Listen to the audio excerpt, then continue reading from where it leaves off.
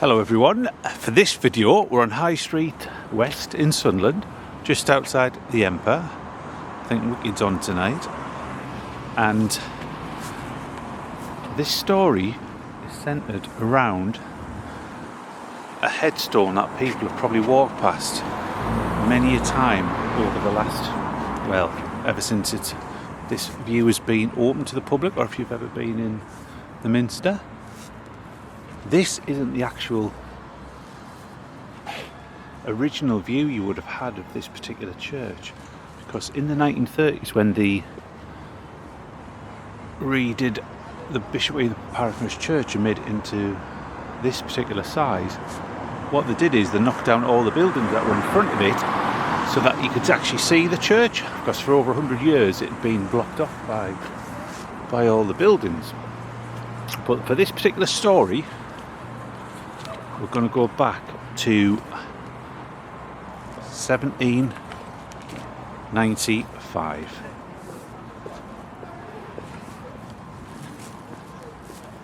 As you can see, there isn't many headstones left in the churchyard, but because it's been raining, this one that is perfect. Normally you can't really read this. Sacred to the memory of Robert Ferry, son of John and Francis Ferry. Was that? Well, it's back in the early 1800s, or 1850.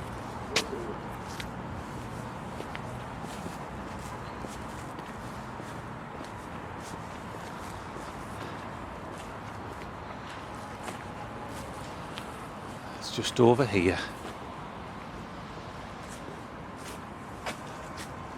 It's that one there.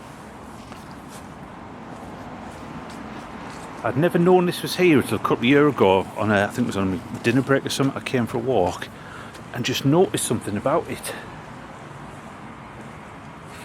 It's something you can't really find much on Google, because at the time it happened, it wasn't railway court, it just appeared in local newspapers and even national newspapers about this story.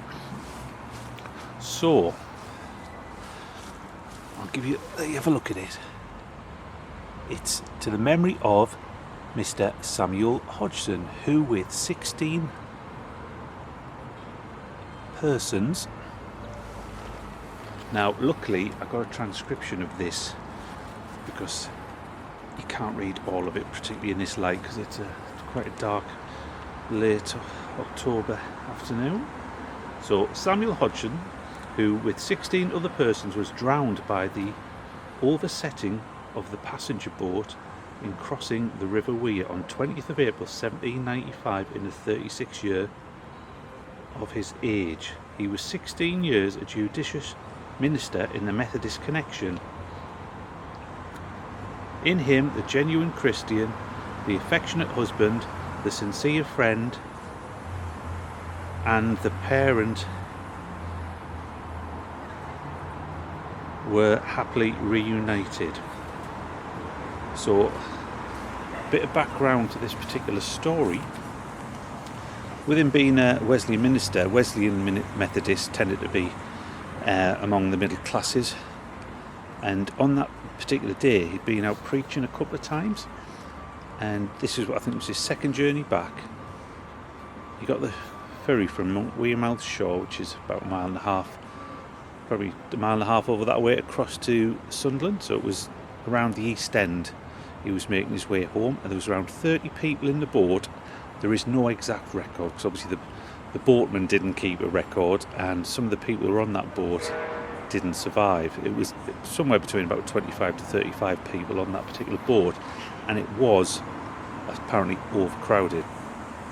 Now, even how the accident happened wasn't really clear. Some reports said the water was strong and the boat was pushed into another ship on the river. One report says the boatman pushed his hook against one of the ships and it snapped, so he fell into the water, and in a rush to save his life, what happened was everybody on the boat went to the one side, so it tipped over and went into the water. So there was the majority of the people on that particular boat drowned.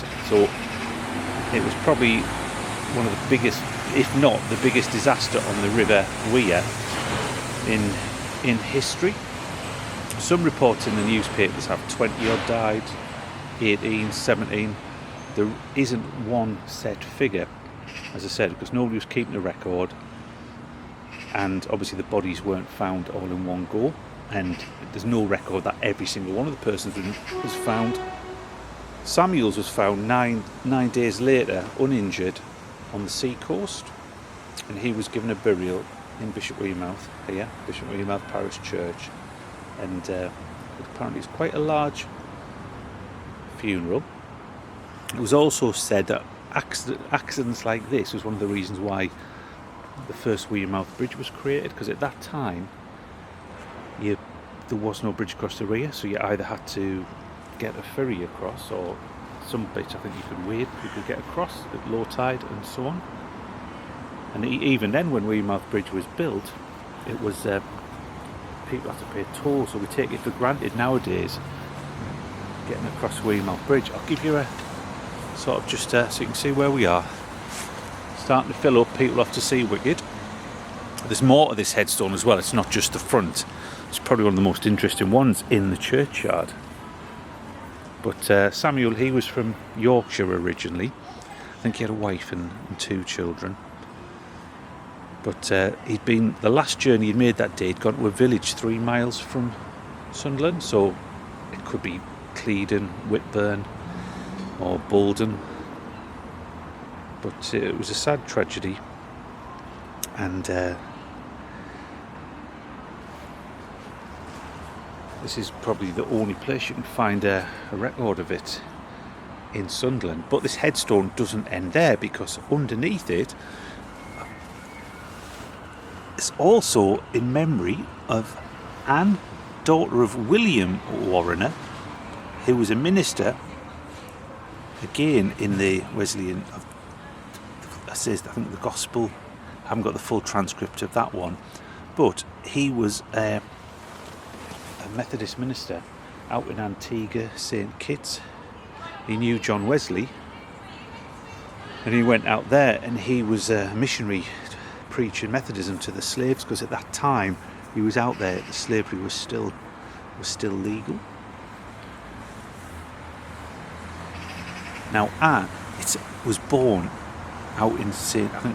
Kitts in 1792, and when her father, he'd come back to the UK, and he came, one of the places he went to, he went to Barnard Castle, Sunderland, various other parts of the northeast and Yorkshire, but his daughter died in Sunderland aged 11 years, so she had an interesting life, born in the West Indies and died at Sunderland at 11-year-old.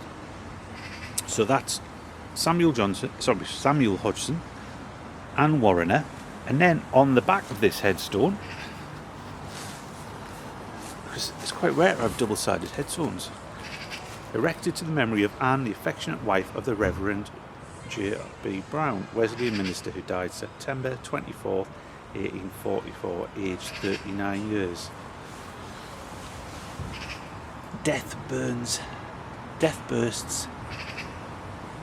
the in something cloud, and all is day. Also George Williams, son of the Reverend D. Williams, Wesleyan minister. So here we've got a Brown, a William, a Hodgson and a Warrener, all connected to Wesleyan ministers. So I don't know if the ministers were all friends and this was some sort of communal grave for them all, but there it is. That's the drowning of the ferryboat on its way between Monkwearmouth Shore and Sunderland in 1795, and it was between 8 and 9 at night, so it probably would have been quite dark, so it would have been quite a traumatic experience for the survivors. Some of the people who died, there was a couple of soldiers, there was a mother, but her 2 young children survived somehow. The actual boatman survived as well.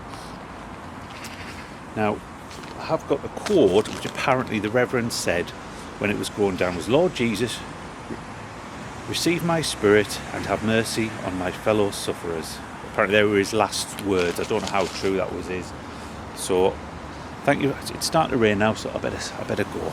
So thank you for watching, and if you do like it, give it a like, and if you want to get updates on future videos, then click on the subscribe button. Thank you very much.